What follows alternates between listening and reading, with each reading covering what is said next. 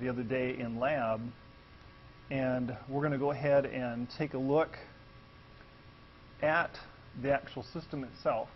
And as we get going this morning, or today, I want to mention just some general functions here, and then we will get into some more of the anatomy. But let me start out this way.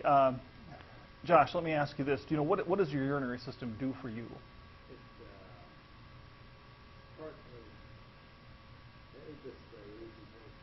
Okay, so it will excrete excretion of waste, and that waste, of course, is urine. And the major thing we're getting rid of in urine are things like urea and uric acid. And both of these, urea and uric acid, both of these are what are referred to as being nitrogenous waste products, N for nitrogen, all right, which comes from protein metabolism and some other things. But getting rid of waste. Anything else, Josh, that your kidneys or your urinary system does for you? Okay. One of the main things it does is it regulates your blood volume, so how much blood you have. So as an example, I'll make a break there. If you drink a lot of water, you should urinate you should form a lot of urine. If you're dehydrated, your kidneys will conserve water, and your urine volume should be less. So it regulates your blood volume. It also helps to regulate regulates the composition of the blood. So going back to this composition part, it's going to regulate things like the amount of sodium, the amount of potassium that's in the blood. So some of these ions, important ions, it helps to regulate the amount of those ions in the blood. So let me give you an example. Josh, let me ask you this. What do you eat that's fairly salty? Okay. So let's say tonight you had, I don't know, half a bag of Lay's salty potato chips. I know that we call them Lay's salty potato chips, but they are salty. Do you know what should happen to that excess salt?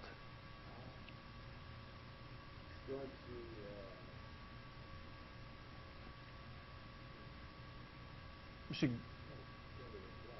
going to go to the blood, and from the blood it should then go to the kidney, and the kidney should filter it out.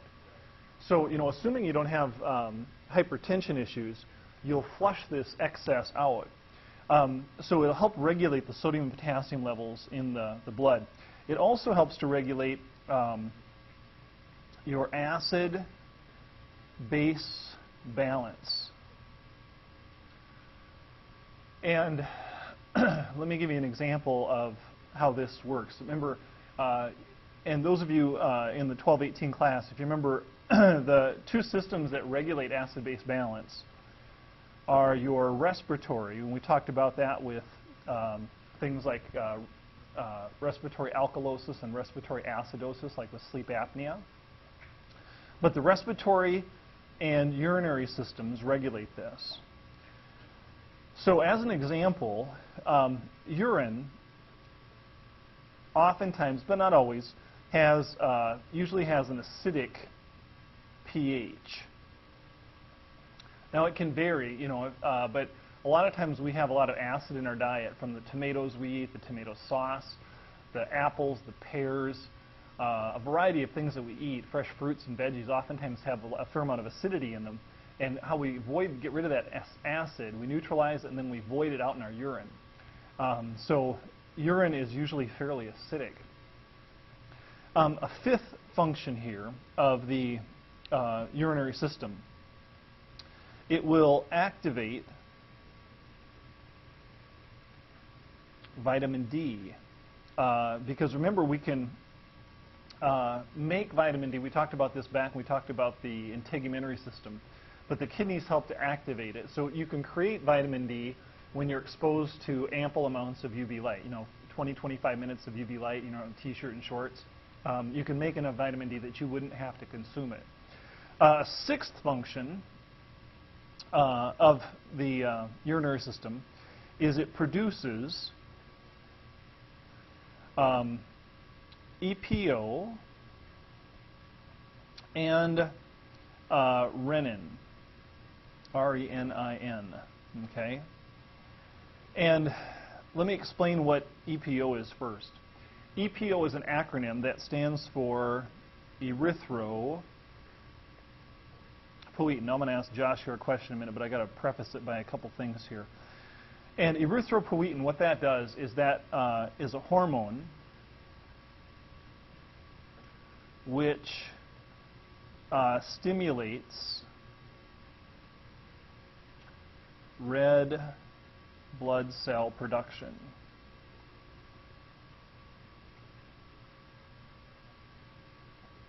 So when you have increased EPO, you'll have increased numbers of red blood cells being synthesized. Okay? Now, what causes or stimulates EPO production is this.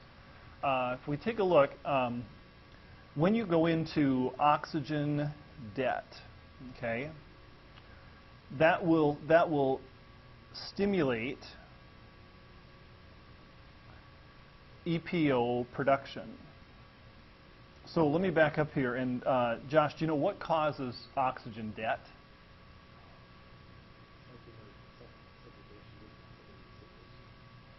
Okay, all right. But barring suffocation, how could you get into oxygen debt in the next half hour without somebody coming up and choking you or suffocating you? Exactly. So if you go through vigorous exercise on a frequent basis, vigorous exercise can oftentimes cause oxygen debt.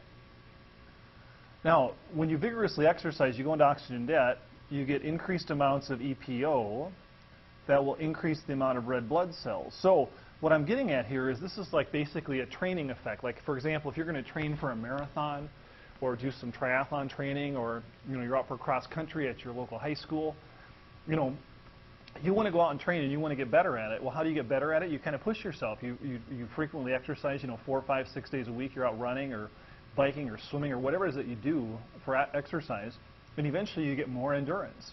And part of that more endurance is you have more red blood cells. Now, the thing I want to get at then is this, and let's go back to our paper here. Do you know, Josh, let's say a person has poor kidney function, okay? That they may have some either genetic disease or so it might be either genetic, because there's different types of like polycystic kidney disease, or let's say it's due to hypertension, okay, that they've had such high blood pressure it's done irreparable damage to their kidneys. Do you know, in that case, what would happen? If I get in both cases, you may have decreased amounts of EPO. And Josh, if you decrease the amount of erythropoietin, what would happen to the number of red blood cells?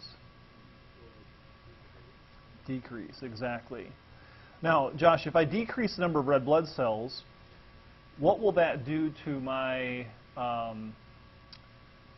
my endurance?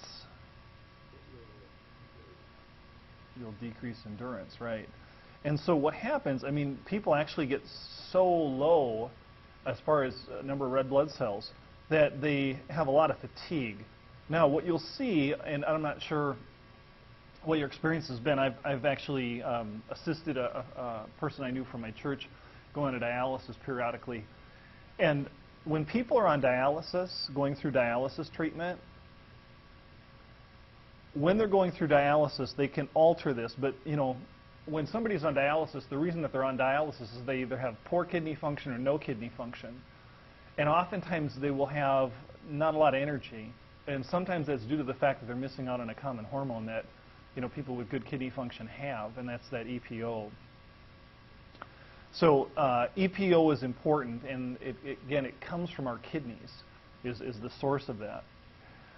Another couple functions here, one of the last functions, and I think I'm on number 7, is that the urinary system, primarily the kidneys, can carry out gluconeogenesis. Now, if you remember back, we've talked about this just in the recent last week or so. Gluconeogenesis comes into play when somebody is oftentimes fasting or not getting enough calories. And this is where we take and we create, we take an amino acid and it gets deaminated,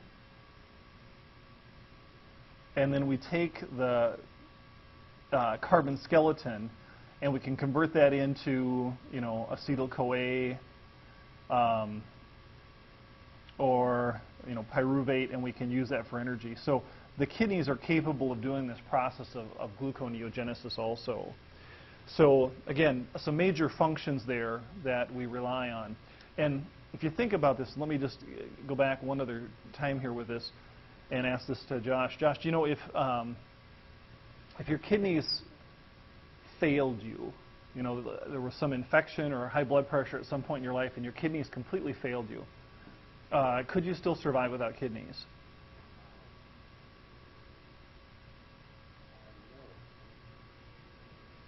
Yeah, you can't survive without your kidneys unless you're going through dialysis.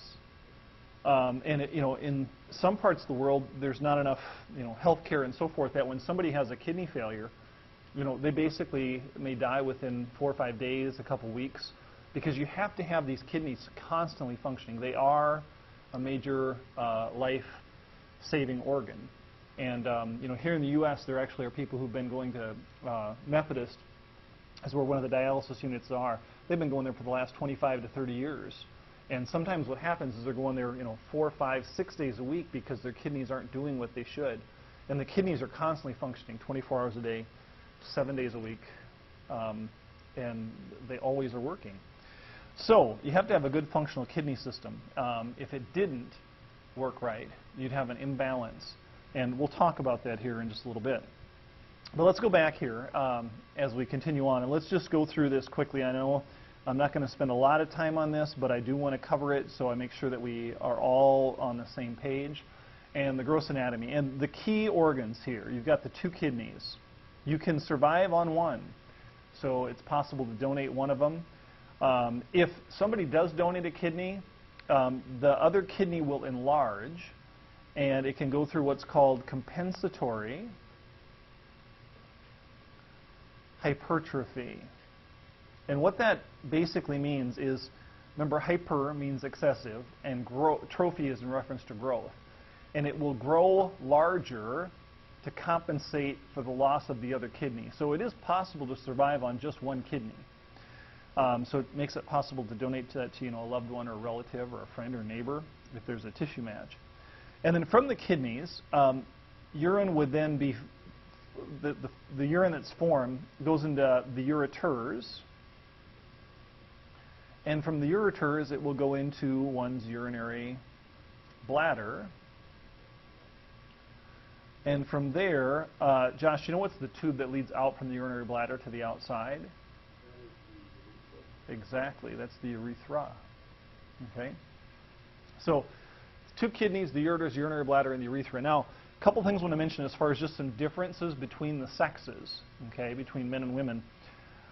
The key difference is at the urethra, and in that males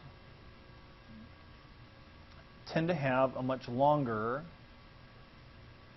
urethra. Okay. Also, in males, the urethra is shared with the reproductive system.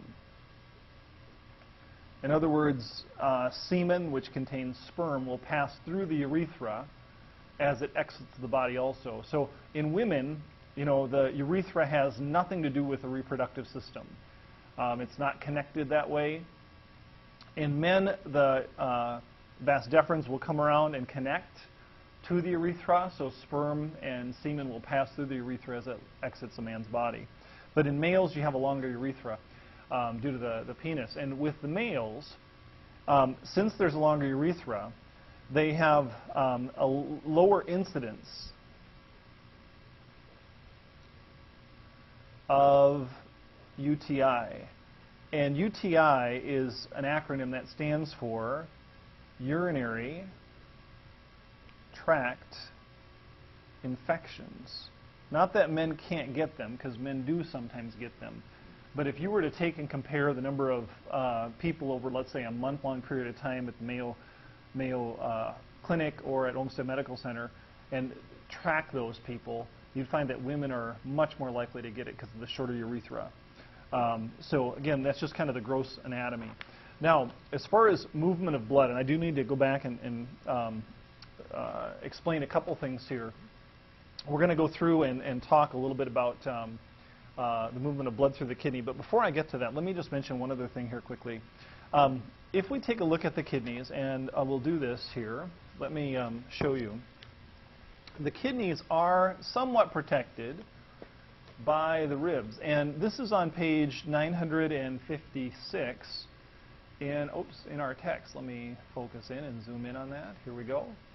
Here is a picture showing the vertebral column, rib cage. Here's the kidneys. And the kidneys are somewhat protected by the 11th and 12th pairs of ribs. Okay? But there is some exposure here. Now, there are fat pads there, and you can see the ureter coming down like this. All right? Now, the reason I bring this up is this. Oops, let me back this out, get reoriented. Oops. Let's go back. There we go. And that's this, is that the kidneys, they sit in, they're retroperitoneal. In other words, they're behind the peritoneum.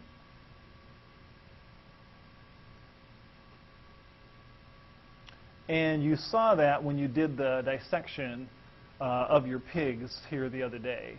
Oops, let's zoom that in a little bit. There we go. And with the kidneys, they sit in, they're surrounded by renal fat pads. And these renal fat pads provide a little bit of protection from shock and things like that. But there's kind of a fat area around the kidney. Now, one thing I do want to mention, too, is this, is that when there is real rapid weight loss,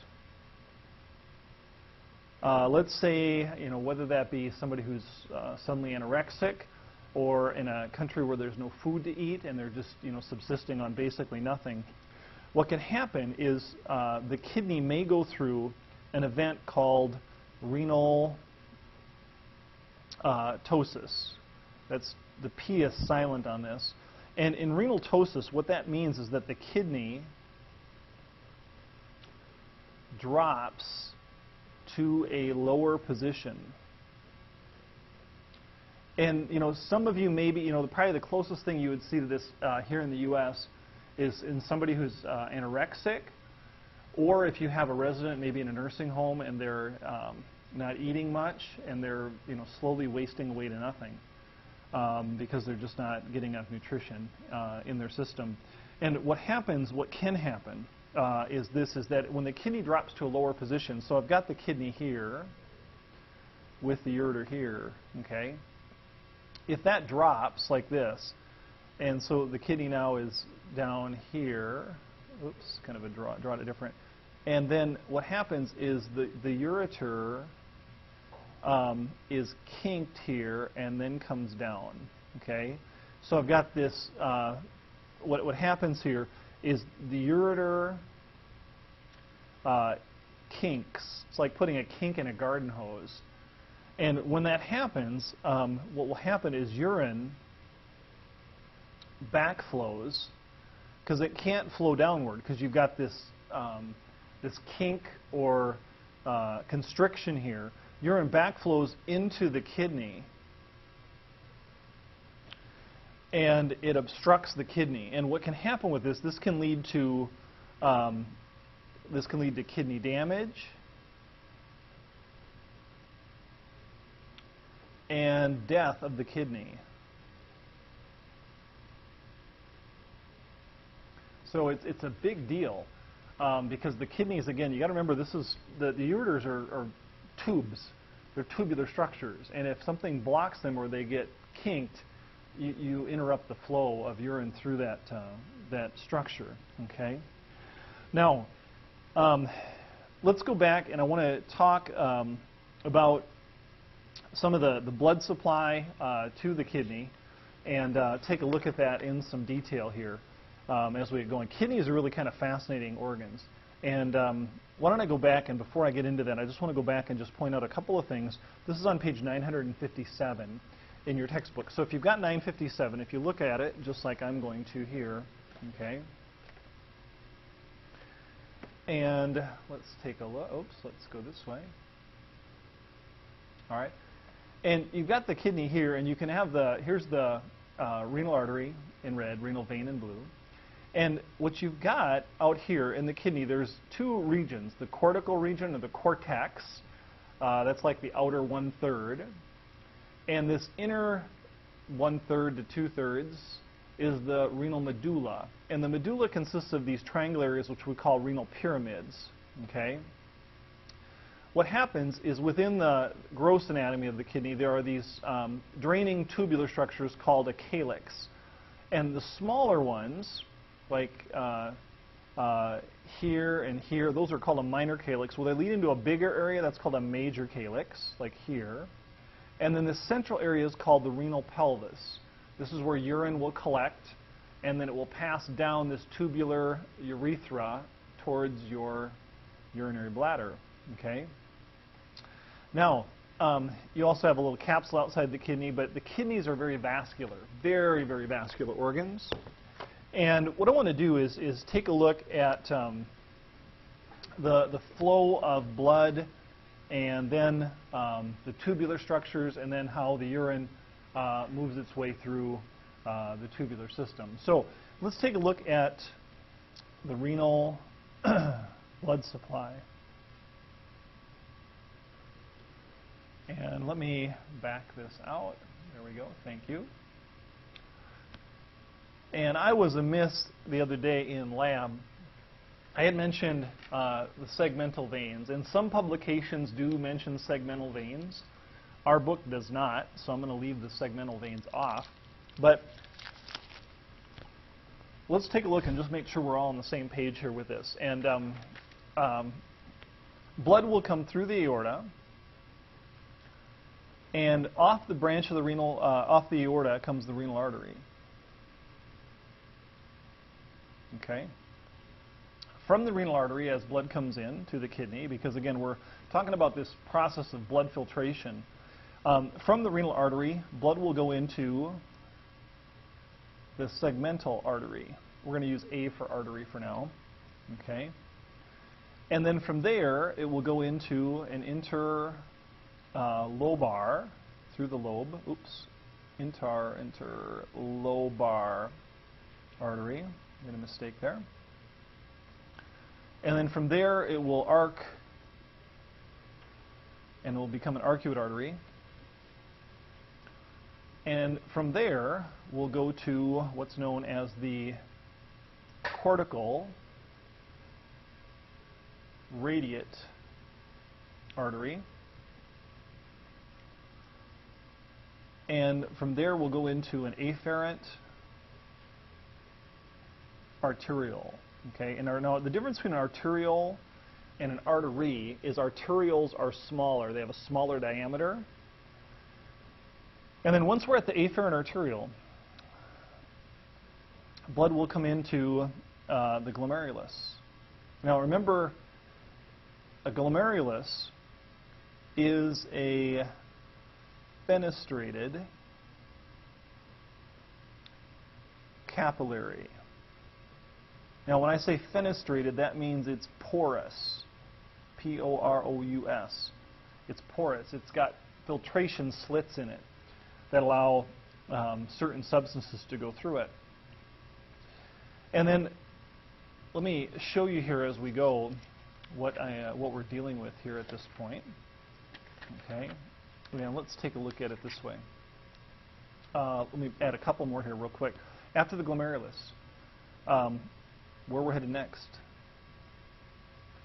is the efferent arteriole. from the efferent arteriole. Okay, that efferent arteriole will break up into one of two different things. It can go into what are referred to as either peritubular capillaries. These are capillaries that surround the renal tubules, or in an area called the vasa recta, which I'll show you here in just a moment. From there, we're going to go into the cortical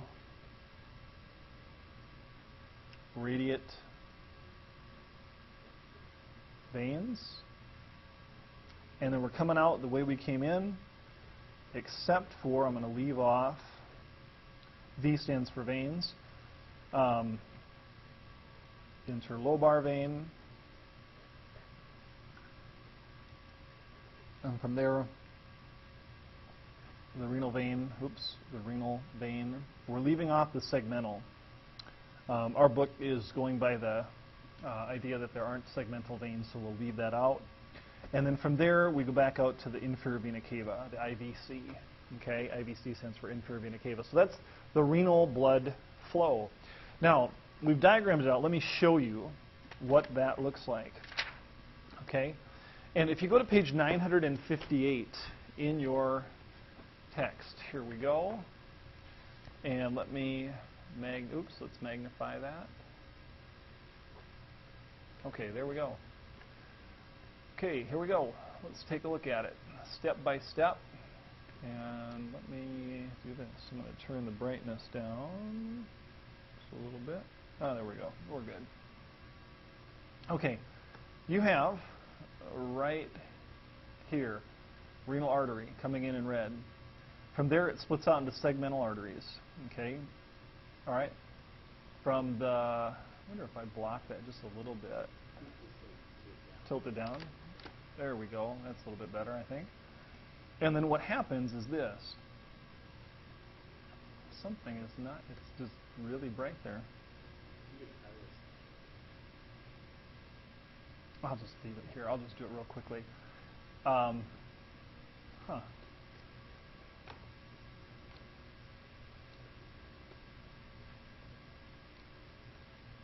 Oh, there we go. Okay, let's try this. Sorry about that. Renal artery, segmental arteries, interlobar arteries. From the interlobar, they arc out between the cortex and the medulla out here. Then you get the cortical radiate arteries out here. Okay. Now, I've got this large scale diagram here. You've got the cortical radiate veins out here in the cortex. Then the arcuate vein, interlobar vein. Interlobar will lead right into the renal vein, which is in blue here. Okay. Now, if we take this, and let me go over to page 959. All right. And on 959, here we go. You have here, there's a cortical radiate artery, then an afferent arteriole here, glomerulus here, and then an efferent arteriole leaving. Now, that efferent arteriole, and I'm going over to page 961 now, trying to demonstrate this blood flow, because blood is so important as far as the kidney function. Here we've got the afferent arteriole, glomerular capillary, glomerulus. And then the efferent arteriole comes off, and it can come off, and as it comes off, it can branch and form this interlacing network here called the peritubular capillaries. And the reason we call them peritubular, peri, is in reference to nearby. And tubular is referring to these tubes. And so you'll see this capillary bed wrapping around and kind of just surrounding the tubule here. And so that's why we call it peritubular capillary. This is out in the cortex. Sometimes what will happen, though, is it will extend down and go around the nephron loop, or the loop of Henle, and form what's called the vasa recta, which surrounds the descending and ascending limbs, or which are part of the loop or nephron loop, or loop of Henle. And then what happens is the blood then goes back in to the cortical radiate vein right here, and then into the arcuate vein, and then, as we mentioned a moment ago, interlobar to the renal vein. So that's the way that blood is transferred or moves through the kidney. Okay. Now, I do need to talk a couple more minutes here in regards to with that pathway. And if I go back here to the glomerulus, at the glomerulus right here, we have this fenestration. This is where filtration occurs. And that is really important because that's the first step in the function of the kidney. Oops, filtration occurs. That's an S. Is right here at the glomerulus. That's really a key spot. And with that glomerulus, you have to maintain ample blood pressure for filtration to occur. And we're going to talk more about that here as we move through our lecture today. Now, that's the movement or the flow of blood through the vascular system in the kidney. Now, the other part I need to discuss with you anatomically is the renal tubule. And I want to go through the renal tubule, and then I'm going to define a couple of terms here as we go, dealing with the nephron and the renal corpuscle and so forth. But let me define a couple of those terms here as we get started, because they're really critical. The first term I want to use with you is the term nephron, N-E-P-H-R-O-N, okay? And a nephron, this is basically the structural and functional unit of the kidney. And within a kidney, you literally have over 1 million of these. I'm just going to write down 1 million per kidney.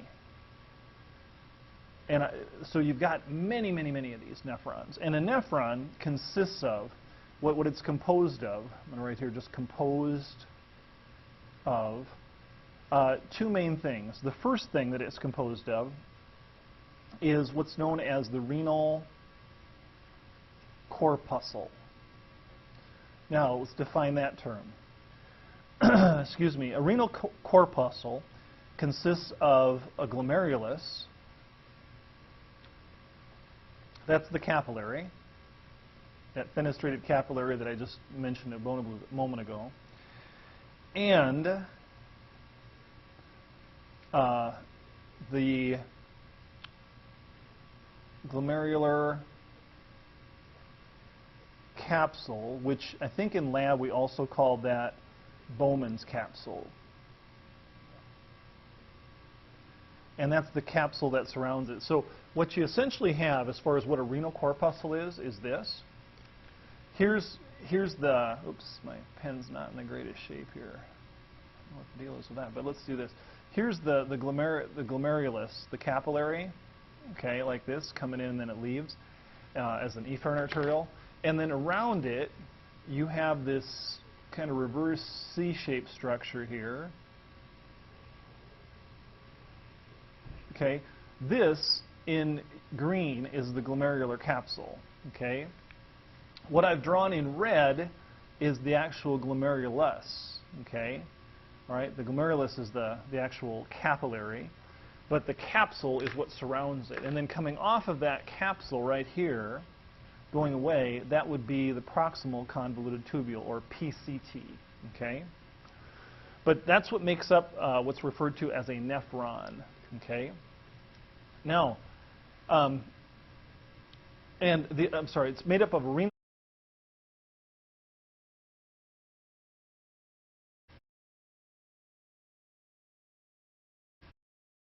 And that's the renal corpuscle, glomerulus and the glomerular capsule. And the second thing, and let me go back to my blue here so I don't confuse you any more than I already have, is the renal tubule. Remember, renal refers, as in reference, medical term-wise, renal is in reference to kidney, okay? And what that consists of is a tubular structure through which filtrate is going to pass.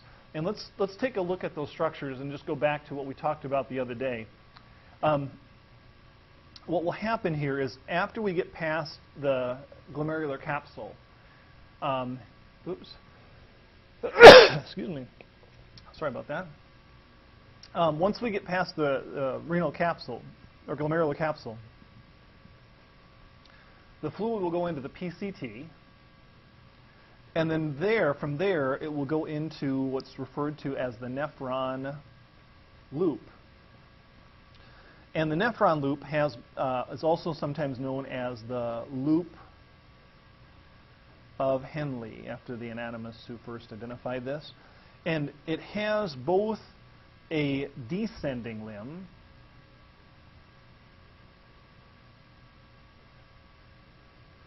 and then an ascending limb. So a descending and ascending limb. From there, the fluid will go, and Josh, you know what's the opposite of proximal? Okay, it will go to the distal convoluted tubular, DCT. That equals the distal convoluted tubule. Okay, and then from the distal convoluted tubule, the filtrate will then go into a collecting duct. Okay, and that's the renal tubule. So those four structures, the PCT, the proximal convoluted tubule, PCT stands for proximal convoluted tubule. Convoluted is in reference to twisted or bent. And then the nephron loop, the DCT, and then the collecting duct. Now, once we get to the collecting duct, and let's just follow this out. Now, this is the renal tubule here, just those four parts: the PCT, nephron loop, DCT, and then the collecting duct. Once we get to the collecting duct, and I'm just going to follow this through, and let's just I'm going to entitle this the pathway of urine. Okay. And we would go from the collecting duct, or the CD, to a minor calyx. And while we're still in the kidney, those will come together, and two minors will merge together and form a major calyx. And from the major calyx, that will dump into the renal pelvis. And from there, to the ureter, to the urinary bladder, to the urethra, and then voila, to the toilet. Okay? And that's going to be the pathway that that fluid would follow as it exits the body. Okay? Now, as we finish up here today, there's a couple things I just want to mention as far as how the kidneys operate. And we're going to get into this in quite a bit of detail here as we pick this up later this week. And what I want to leave you with is this. As far as just, let's just entitle this renal physiology as I finish this up today. And how do the kidneys function? How do they work? And there's a couple of different processes as far as renal physiology. The first one is what's referred to as glomerular filtration. In other words, we have to filter the blood at the glomerulus. Okay? This is where we filter the blood at the glomerulus. Second function. And when we do this, I should back up, this filtrate is upwards of like 180 liters per day. It could be more if you're forcing fluids. And then the second process is what's referred to as tubular reabsorption, because obviously we're not going to urinate 180 liters in one day. And in tubular reabsorption, what happens here is when the renal tubules reabsorb substances from the filtrate, And when they reabsorbed it from the filtrate, they're going to put that back into the blood where it came from. Okay? So it's basically kind of like recycling the water, maybe recycling the sodium if we need it because we're losing it because maybe we're sweating a lot or vomiting. And then the third process that we're going to take a look at is what's known as tubular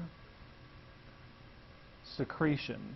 And in tubular secretion, what happens there is that substances move from the blood into the filtrate. Now this is not being filtered out because we've already filtered it. This is going through a tubule and it's putting something back in. And this might be like penicillin or a drug or a hormone that gets pushed out into, selectively picked out and put into the filtrate. So we'll take a look at those three processes later on in the week. I wish you all a great rest of the day, and we'll see you later in the week. Have a good day. Bye-bye.